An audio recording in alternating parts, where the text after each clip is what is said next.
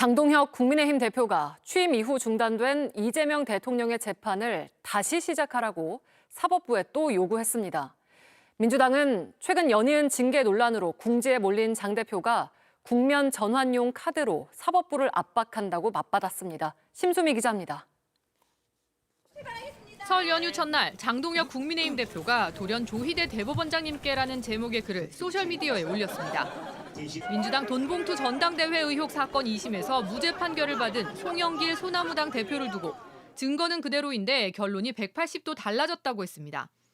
또 여당의 사법개혁과 관련해 이 대통령에 대한 5건의 재판을 멈춰 세웠을 때 충분히 예견된 일이었다면서 그때 권력은 사법부를 집어삼키기로 작정했다고 주장했습니다. 그러면서 대한민국을 다시 살려내기 위한 사법부의 결기와 행동이 필요하다고 적었습니다. 취임 후 중지된 이재명 대통령의 재판 5건을 재개하라고 요구한 겁니다. 민주당은 궁지에 몰린 장 대표의 국면 전환용 카드라고 맞받았습니다. 사법부의 고유 권한을 정당의 정치적 이해 아래 두려는 부당한 압박입니다.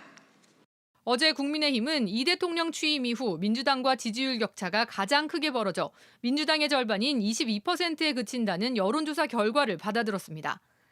한동훈, 김종혁 징계 국면을 거치며 혼란이 가중돼 온 여파로 풀이됩니다.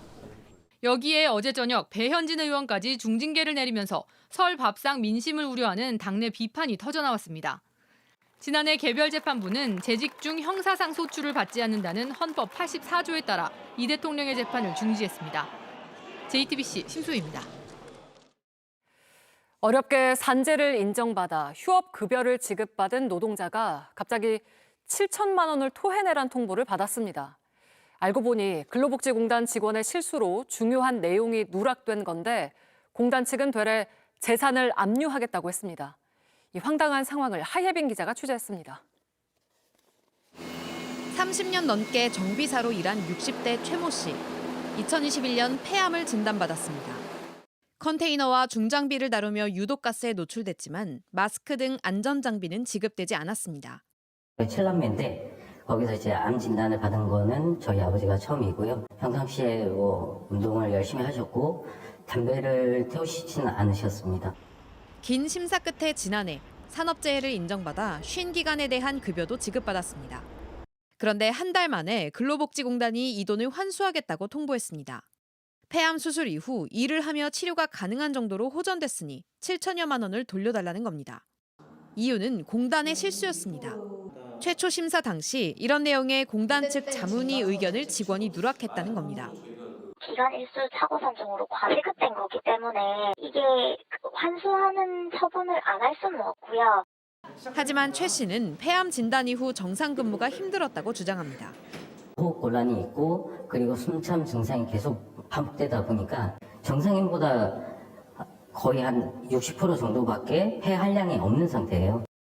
최 씨는 오는 20일까지 급여를 반납하지 않으면 재산을 압류할 수 있다는 고지서까지 받은 상태입니다. 일할 수 있는 상태에 대한 판단도 모호한 데다 환자를 직접 보지 않은 공단 측 자문위가 지나친 결정권을 가진다는 지적도 나옵니다. 자문위는 서류만 보고 있는데 이 자문위의 판단에 절대적인 영향을 받고 있는 상황이기 때문에 어떤 자문위원회가 배정되느냐에 따라서 재해자나 재해자 가족은 운명의 갈림길에 서 있는 거죠. 공단은 사과드린다면서 환수액을 줄이기 위해 최대한 노력했다고 해명했습니다. JTBC 하예빈입니다. 터널 안을 달리는 흰색 승용차가 이리저리 비틀댑니다. 바로 뒤를 따라가던 버스에 이 모습이 찍혔는데 바로 경찰 기동대 버스였습니다. 터널을 벗어나자 경찰들이 차를 세우고 음주 측정을 합니다. 오늘 오전 부산 황령터널에서 있었던 일입니다. 30대 운전자는 혈중 알코올 농도가 면허 취소 수준인 만취 상태였습니다. 경찰은 도로교통법 위반 혐의로 운전자를 입건해서 조사하고 있습니다. 이란과 핵 협상 중인 트럼프 미국 대통령이 중동에 2번째 항공모함을 보내겠다고 했습니다. 현지 시간 13일 트럼프는 2번째 항공모함이 곧 출발할 거라며 협상 결렬에 대비한 조치라고 강조했습니다. 트럼프는 이란의 정권 교체를 바라냐는 질문을 받고 일어날 수 있는 가장 좋은 일 같다고도 말했습니다. 프로야구 롯데가 입장문을 통해서 나승엽, 고승민, 김동혁, 김세민 4명의 선수가 대만의 불법 도박장을 방문한 사실을 인정하고 사과했습니다. 또 이들을 모두 귀국 조치하겠다고 밝혔습니다.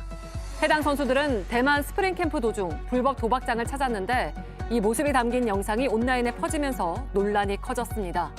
KBO는 해당 선수들에게 중징계를 내릴 걸로 보입니다. 네, 설 연휴 시작부터 무척 포근했습니다. 대부분 지역의 낮 기온이 영상 10도를 넘었는데 연휴 동안 비슷할 거란 예보입니다. 내일 서울 최고 기온은 영상 9도, 대전 11도, 광주는 12도, 부산은 17도까지 올라가겠습니다. 다만 미세먼지가 불청객입니다. 내일 전국 대부분에서 나쁨 수준을 보이겠습니다. 새벽부터는 중부지방과 제주 등 곳에 따라 빗방울이 떨어질 수 있어 안전운전에 유의하셔야겠습니다. 뉴스룸 마치겠습니다. 내일 뉴스룸도 저녁 6시 20분에 시작합니다. 고맙습니다.